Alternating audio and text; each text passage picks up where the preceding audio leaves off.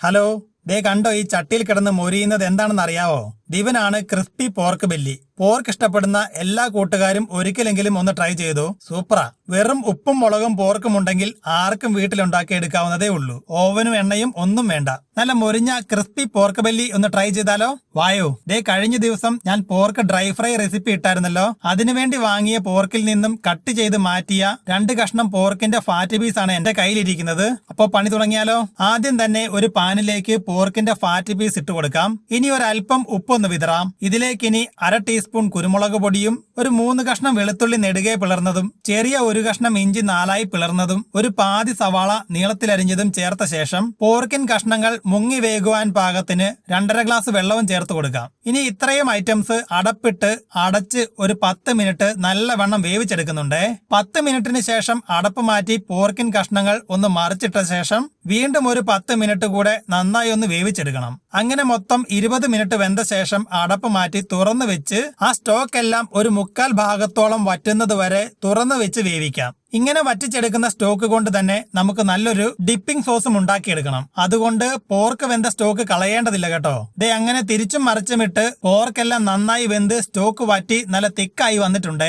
ഇനി ഒരു ഫോർക്ക് കൊണ്ട് കുത്തി നോക്കാം ഉള്ളൊക്കെ നല്ല രീതിയിൽ വെന്തിട്ടുണ്ടോന്ന്. ദേ ഫോർക്ക് കൊണ്ട് കുത്തേണ്ട താമസം നല്ല ആഴത്തിൽ ഇറങ്ങിപ്പോകുന്നുണ്ട്.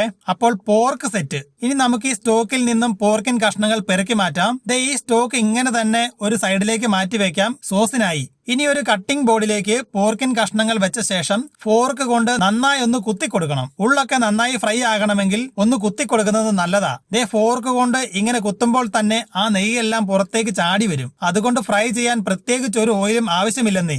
ദേ ഇനി ഈ കുത്തി നല്ല സോഫ്റ്റ് ആക്കിയ പോർക്ക് ഒരു പാനിലേക്കിട്ട് തീ മീഡിയത്തിലിട്ട് നന്നായി തന്നെ ഫ്രൈ ആക്കി എടുക്കണം. പോർക്ക് ഫ്രൈ ചെയ്യുമ്പോൾ ആദ്യം തന്നെ ഫാറ്റ് അധികമുള്ള അകംവശം വേണം ആദ്യം ഫ്രൈ ചെയ്യാൻ കേട്ടോ. പുറംവശം ആദ്യം ഫ്രൈ ചെയ്താൽ ചിലപ്പോൾ നെയ്യ് ഊറി വരുമ്പോൾ പീസ് എല്ലാം ചുരുണ്ടു പോകും. പോർക്ക് ചെറുതായി ഒന്ന് ഫ്രൈ ആയി ഫാറ്റ് ഊറി വരാൻ തുടങ്ങുന്ന സമയത്ത് തന്നെ ഒരു അടപ്പിട്ട് മൂടിക്കണം. ഇനി വെടിക്കെട്ടും പൊട്ടിത്തെറിയും ഉറപ്പാണ്. പോർക്കിൽ ജലാംശം ഉള്ളത് കൊണ്ടാണ് ഇങ്ങനെ പൊട്ടിത്തെറിക്കുന്നത്. അതുകൊണ്ടൊരു സേഫ്റ്റിക്ക് അടപ്പിട്ടോണം. ഒരു 3-4 മിനിറ്റ് അടച്ച് ഫ്രൈ ചെയ്ത ശേഷം അടപ്പ് മാറ്റി പോർക്കിൻ കഷ്ണങ്ങളൊന്ന് മറിച്ചിടാം. മറിച്ചിട്ട ശേഷവും ഒരു 2 മിനിറ്റ് ഒന്ന് അടച്ചു വെച്ച് ഫ്രൈ ചെയ്യുന്നുണ്ടേ. ദേ ഇപ്പോൾ വെള്ളം വറ്റി പൊട്ടിത്തെറിയെല്ലാം നിന്നു. ഇനി ഇവനെ ഇങ്ങനെ തിരിച്ചും മറിച്ചുമിട്ട് നന്നായി പുറമെല്ലാം പൊള്ളി ക്രിസ്പി ആകുന്നത് വരെ ഫ്രൈ ചെയ്യണം. ഏകദേശം ഒരു 10 മിനിറ്റെങ്കിലും വേണ്ടി വരും പുറംതോലി ദേ ഇങ്ങനെ നല്ലവണ്ണം ക്രിസ്പി ആയി കിട്ടാൻ കേട്ടോ.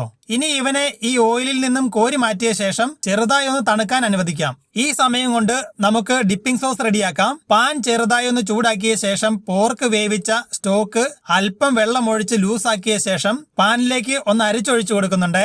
ഇനി ഈ അരിച്ചെടുത്ത സ്റ്റോക്ക് നന്നായി ഒന്ന് വെള്ളം വറ്റിച്ച് കുറുക്കിയെടുക്കണം. ഒരു 2 മിനിറ്റ് ഹൈ ഫ്ലെയിമിൽ ഇട്ടാൽ ദേ ഇതുപോലെ നല്ല തിക്കായിട്ടുള്ള ഡിപ്പിംഗ് സോസും ഉണ്ടാക്കിയെടുക്കാം. ഇനി വേണമെങ്കിൽ ഇതിലേക്ക് 1/4 ടീസ്പൂൺ സോയാ സോസ് ചേർക്കാം കേട്ടോ. ഞാൻ ഇവിടെ എന്താണേലും ചേർക്കുന്നില്ല. ദേ അങ്ങനെ സോസും സെറ്റ്. ദേ അങ്ങനെ ഓവനൊന്നും ഇല്ലാതെ തന്നെ ഇതുപോലെ നല്ല ക്രിസ്പി പോർക്ക് ബെല്ലി നമുക്ക് വീട്ടിലും ഉണ്ടാക്കിയെടുക്കാം. ഇനി പോർക്ക് വാങ്ങിക്കുമ്പോൾ എല്ലാ കൂട്ടുകാരും ഈ സിമ്പിൾ റെസിപ്പി ഒന്ന് ട്രൈ ചെയ്യണേ. പിന്നെ ഇത് ചൂടോടെ കഴിച്ചാലേ ആ ക്രിസ്പിനെസ് കിട്ടൂ കേട്ടോ. അപ്പോൾ ഇന്നത്തെ രുചി എല്ലാവർക്കും ഇഷ്ടമായി എന്ന് കരുതട്ടെ. വീണ്ടും കിടിലൻ രുചികളുമായി കണ്ടുമുട്ടാം. Bye from വിച്ചൂസ്.